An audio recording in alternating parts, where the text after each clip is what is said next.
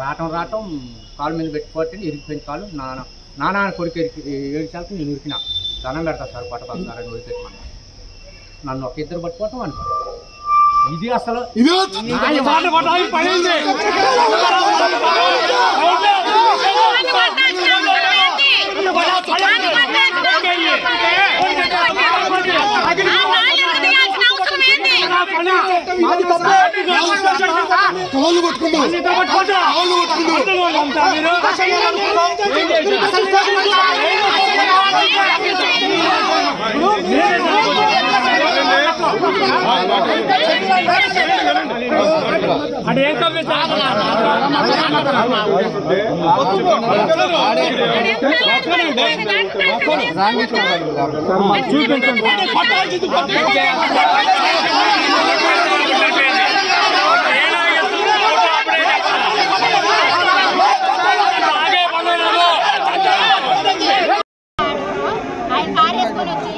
తీసుకొచ్చి తెల్లారగట్ల 4ంటికి తీసుకొచ్చారు.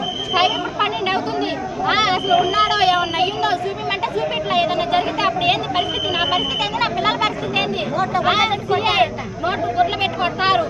ఎందుకు కొడతారు? నా ముగ్గురు పిల్లలు ఏమైపోవాలి? నేనేమైపోలా? నాకు వెనక ఎవరు లేరు, నా తల్లిదండ్రులు లేరు, అన్నదమ్ములు ఎవరు లేరు. నేను ఒక్కదాన్ని, నా మొగుడే నాకన్నీ.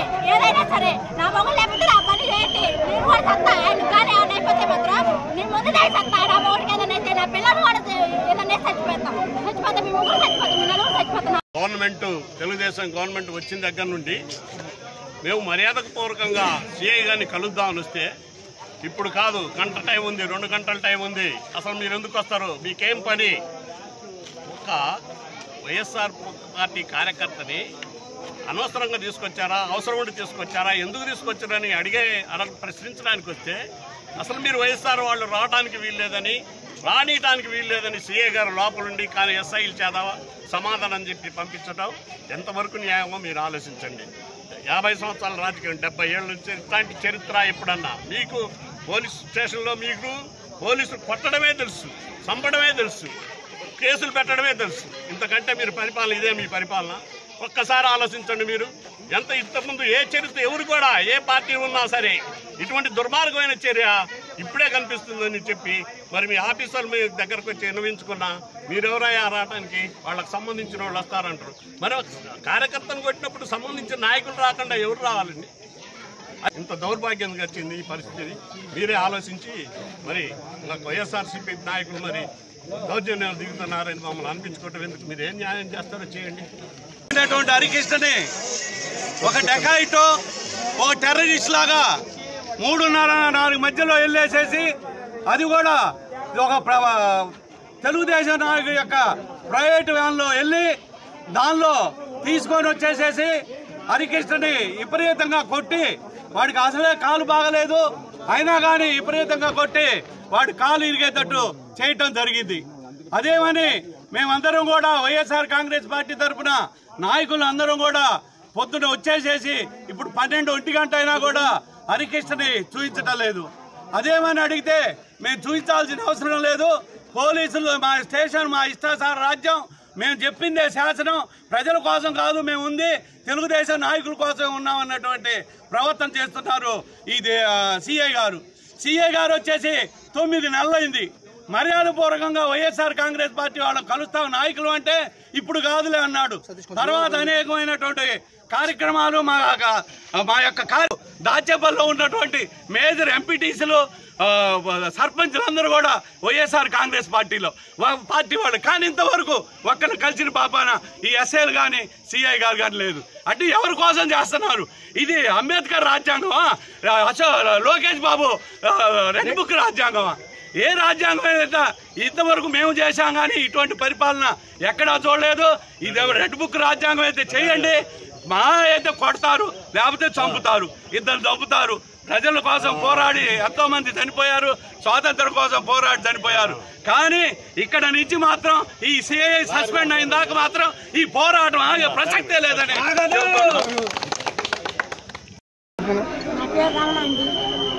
వాళ్ళ మేనత్తనండి, హరికృష్ణ వాళ్ళ మేనత్తని కక్కనండి. అయితే తెల్లారగట్ల 4ంటికి తీసుకొచ్చారు. కారు పోలీస్ కారు కాదండి, అది మరి ఆ కారులో తీసుకొచ్చి ఎంత మొదలు చూపించలేదు. తండ్రిని ఇద్దరు కొట్టుకొని కొడుకుని ఇద్దరు కొట్టుకొని కొట్టారండి. తండ్రిని దగ్గరకు పోనీయకుండా కూడా కొడుకుని కొట్టి సోయి లేకుండా తప్పిపోయి అసలు మడిచినే చూపించలేదండి. మాకు ఇంత మడుకు నా మేనల్ని చూపించలేదు. పిల్లకి 3 పిల్లలండి. వాళ్ళకి గతి ఏం కావాలండి చెప్పండి మరి మీరే. అసలు ఏం నేరం చేసిందని సరైన కొత్తగా వచ్చింది కదా అనుకున్నాం. సంవత్సరం అయింది వైఎస్ఆర్ వాళ్ళని ఎవరిని లోపలికి రానిరు. పార్టీగా ఇది ప్రజలు తెలుగుదేశం పార్టీ యొక్క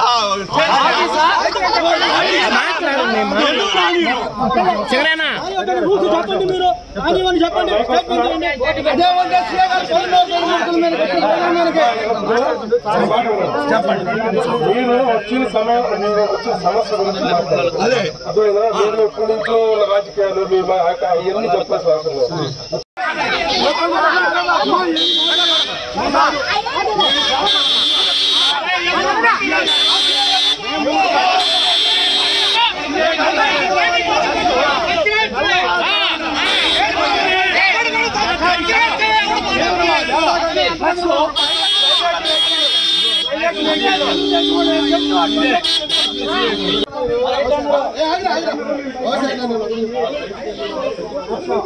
ఇక్కడ నుంచి వెళ్ళిపోమంటే రోడ్డు దారి చూపించిన వాళ్ళు మీ ఇష్టం చెప్తున్నాను.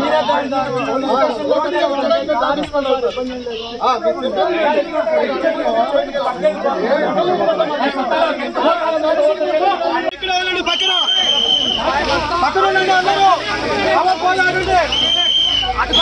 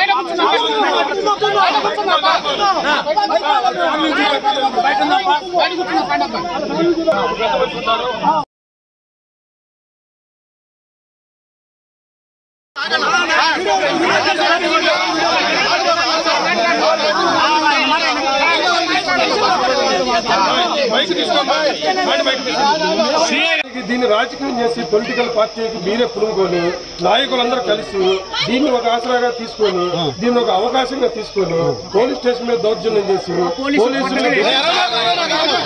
బెదిరించాలి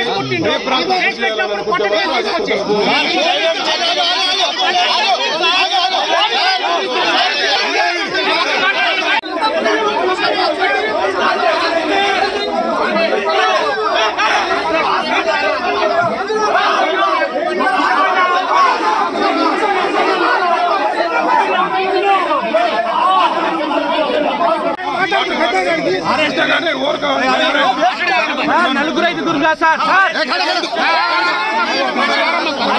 చెప్పండి మాట్లాడితే ఎవరికి వినపడతాయా? ఆయన వచ్చారు కాబట్టి మా బాధ చెప్పుకుంటా మాట్లాడుతుంది కాగరాదు.